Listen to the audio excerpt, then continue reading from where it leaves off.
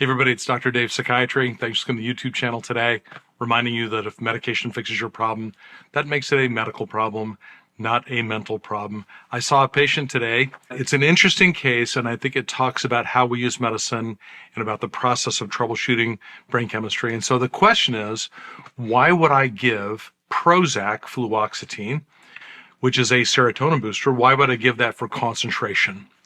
And the answer is normally you wouldn't.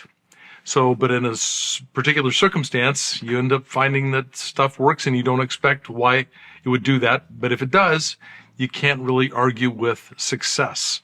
So this particular gentleman was already on pretty high dose of Zyprexa, which is a dopamine suppressor. So if your dopamine is here and that's causing you to think too much, worry too much, you can't shut your mind off, then you would use Zyprexa to reduce that. He was also on pretty high dose of Wellbutrin, and Wellbutrin is a medicine that, as you know, if you watch a channel, that's a norepinephrine booster. So if you don't make enough norepinephrine, then Wellbutrin boosts that. And what was the third thing he was on? Let's say, yeah, he was also on Xanax. So GABA booster. If you're low on GABA, that's what causes panic attacks. And so Xanax being a GABA booster to help eliminate those problems, the panic problems. So, typical circumstance in my office where, if you have more than one problem, you get more than one medicine. You don't get typically two medicines for one problem, but it's not uncommon to use more than one medicine. So in this particular setting, last visit, a fellow who said his main problem was, he said, I just can't make decisions. I can't concentrate. I can't focus on things. I can't really fix things the way I need to, and I worry about stuff too much. Well, being that he was already on the max dose of Zyprexa, which is 20 milligrams, olanzapine, 20 milligrams, couldn't really raise that for the worry aspect, and was already in a pretty decent dosage of medicine for the norepinephrine shortage, so didn't really want to boost that. So he said, well, why don't we just try this? Why don't we just try a serotonin booster and see what happens? Now, that's partially because, as you know from some other videos, that the combination of Prozac and Zyprexa is a really good combination. Some people take that combination, it can just really work wonders for what's called treatment-resistant depression, which the picture very often is very depressed, can't shut my mind off, can't stop worrying. So a very depressed, sad overthinker, you get the sandwich technique of boost the serotonin and push down the dopamine. Well, based on that experience, I just sort of offered, I said, why don't we just try the Prozac and see what happens? His number one thing that he felt with that today was, and he said, hey, this is great. I mean, I can concentrate better. I'm definitely on the right track. I can concentrate better. I can think more clearly. I think we're moving in the right direction. So what do we do? I offered him the chance because it had been at least a month. I said, okay, well, do we want to hold the medicine and see if you can get another 40% benefit out of this particular dosage? He said, no, honestly, I think it's time to increase it, which I will do after 1 month. 1 month is my cutoff. But so he'd crossed the 1 month cutoff, so he said, fine. So we agreed to raise it from 20 to 40 today. What's his hope? He hopes that he concentrates better. So the question then is Prozac, a medicine that boosts serotonin, something that you would normally use to help someone with concentration, for example, for attention deficit disorder or something like that? The answer is only if it works. Would you normally think of a serotonin booster as something purely for concentration? No, you wouldn't.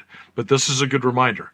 When people have a picture of this, low serotonin and or low norepinephrine, the symptoms are depressed mood, low interest, low energy, hopeless, helpless, not sleeping well, not eating well or eating too much, eating poorly, thoughts of being dead, and concentration difficulties.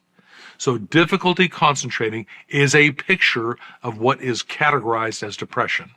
So again, people come to me sometimes and they're very depressed, they're very anxious, they're very worried, and they say, I've got ADD, I can't concentrate. Well, no, saying that you can't concentrate doesn't mean that you have ADD, and I've done that video too, you can watch that one.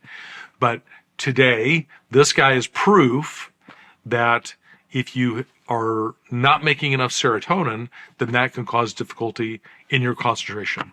Why do I say that? Because all we did was give him a pure serotonin booster. That's all Prozac does. As far as we know, Prozac only raises serotonin. And in doing that, we took him from here to closer to here. He's not where he wants to be yet. So we decided to go ahead and raise the dosage from 20 to 40, and we'll get an answer in about a month.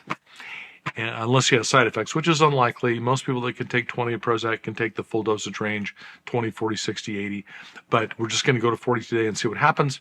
Standard move, routine procedure, and hopefully he'll come back in a month and he'll say his concentration is better and he's feeling better, and he will end up being on a not surprising program of 4 different medicines because he apparently has 4 different chemical problems. Norepinephrine shortage, Wellbutrin's working on that. Dopamine excess, Zyprexa is working on that. GABA shortage, Xanax is working on that. And as of this last, month of him showing us that it works, serotonin shortage. So low serotonin, Prozac working on that. 4 problems, 4 tools. That's medical. That's not giving diagnoses for a bunch of different medicines for a bunch of different diagnoses. That's targeted medicines towards symptom problems, system problems. All right. So hopefully he'll do well. We made the change today. We're not going to know for a month. And we'll see. I look forward to finding out. But again, great example of don't let the words guide your treatment. Let the success of your experiment guide the next step. That's troubleshooting brain chemistry. That goes back to video number 2. If you haven't seen video number 2 of all the ones I've ever made, that goes back to video number 2. All right? So that's all I've got to say about that today. I'm Dr. Dave Psychiatry. Thanks for coming to see me.